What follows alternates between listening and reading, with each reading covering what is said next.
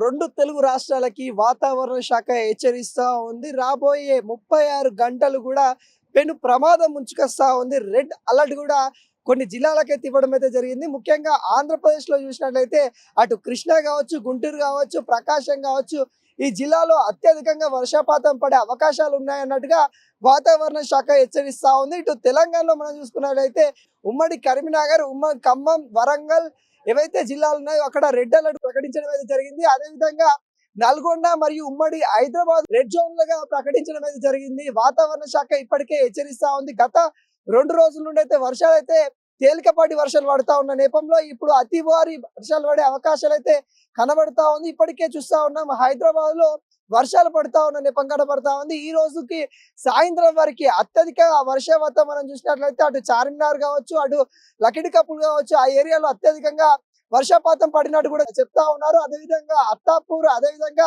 బాలనగర్ కావచ్చు, ఈ ఏరియాలో కూడా అత్యధికంగా వర్షాలు పడుతున్న అవకాశాలు అయితే కనబడతా ఉన్నాయి. ఇప్పటికే మోస్తారు వర్షాలు అయితే పడతా ఉన్న పరిస్థితి అయితే కనబడతా ఉంది. ముఖ్యంగా వరంగల్ జిల్లాలో సంగెం మండలంలో అత్యధికంగా వర్షపాతం నమోదైనట్టు కూడా చెప్తా ఉన్నారు.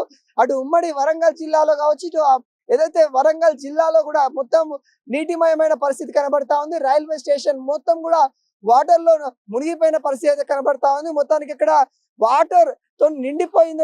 ఒక సముద్రం లెక్క అక్కడ కనిపిస్తున్న నెపం అయితే కనబడతా ఉంది. మరియు ఇటు 2 తెలుగు రాష్ట్రాల్లో కూడా వాతావరణ శాఖ హెచ్చరికలు అయితే జారీ చేస్తా ఉంది. ఎవరు కూడా అవసరం ఉంటేనే బయటికి రండి, అనవసరంగా బయటికి రాకండి, ట్రాఫిక్ సంబంధించిన ఇబ్బందులు తలెత్తాయి, అలాంటి సమస్యలు రాకుండా గవర్నమెంట్ కి మీరు కూడా సహాయ సహకారాలు అందించాలి, మీరు కూడా అప్రమత్తంగా ఉండాలి అన్నట్టుగా ప్రభుత్వం అయితే సూచిస్తా ఉంది. అదేవిధంగా సీఎం రేవంత్ రెడ్డి అధికారులు ఎవరైతే ఉంటారో వాళ్ళతో సమీక్ష చేయడం అయితే జరిగింది. వాళ్ళకున్న లీవ్లను కూడా రద్దు చేసి పనిలోకి రావాలి అన్నట్టుగా సూచించడం అయితే జరిగింది.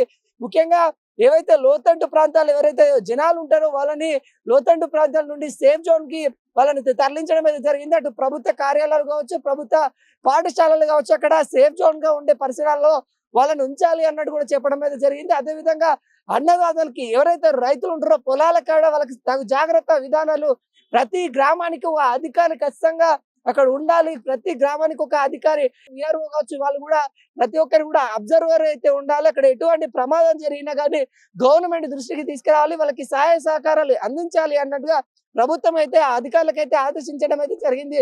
వెంటనే ప్రజల్లోకి వెళ్ళాలి, గ్రౌండ్ లెవెల్కి వెళ్ళాలి అన్నట్టుగా సూచించడం అయితే జరిగింది.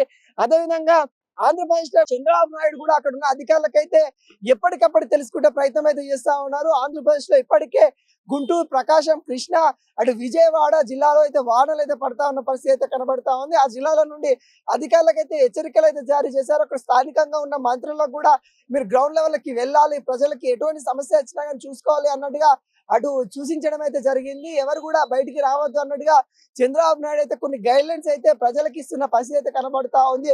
2 తెలుగు రాష్ట్రాల్లో కూడా రాబోయే 36 గంటలు రెడ్ అలర్ట్, రాబోయే 36 గంటలు పెను ప్రమాదం అన్నట్టు కూడా చెప్తా ఉన్న పరిస్థితి అయితే కనబడతా ఉంది. గతంలో మనం తెలంగాణలో చూసుకున్నట్లయితే వరంగల్ జిల్లాలో ఒక గ్రామం సైతం కొట్టుకెళ్లిన పరిస్థితి కనబడతా ఉంది. అలాంటి పరిస్థితులు రాకుండా, పునరావృతం కాకుండా, ప్రజలకి ఎటువంటి సమస్యలు రాకుండా చూడాలి. అలాంటి వరద బాధితులు ఎవరైతే ఉంటారో వాళ్ళకి సంబంధించిన చర్యలకు కానీ, లేకుంటే రైతులకు సంబంధించిన వరద నష్టాలకు కానీ ఖచ్చితంగా ప్రభుత్వం అండగా ఉంటుంది అన్నట్టు కూడా పేర్కొనడం అయితే జరిగింది. తెలంగాణలో అటు ఆంధ్రప్రదేశ్ లో 2 తెలుగు రాష్ట్రాల్లో హెచ్చరికలు అయితే జారీ చేస్తున్న పరిస్థితి అయితే కనబడతా ఉంది. ఇప్పటికే భారత వాతావరణ శాఖ కూడా కొన్ని హెచ్చరికలు అయితే జారీ చేయడం అయితే జరిగింది. ఇంకా రాబోయే 36 గంటలు రెడ్ అలర్ట్, జాగ్రత్తగా ఉండండి కూడా హెచ్చరిక చెప్తూనే ఉంది. చూస్తూనే ఉండండి తెలుగు 360, మరింత సమాచారం అందిస్తూనే ఉంటాం. కెమెరామెన్ రవీందర్ తో అనిల్, హైదరాబాద్.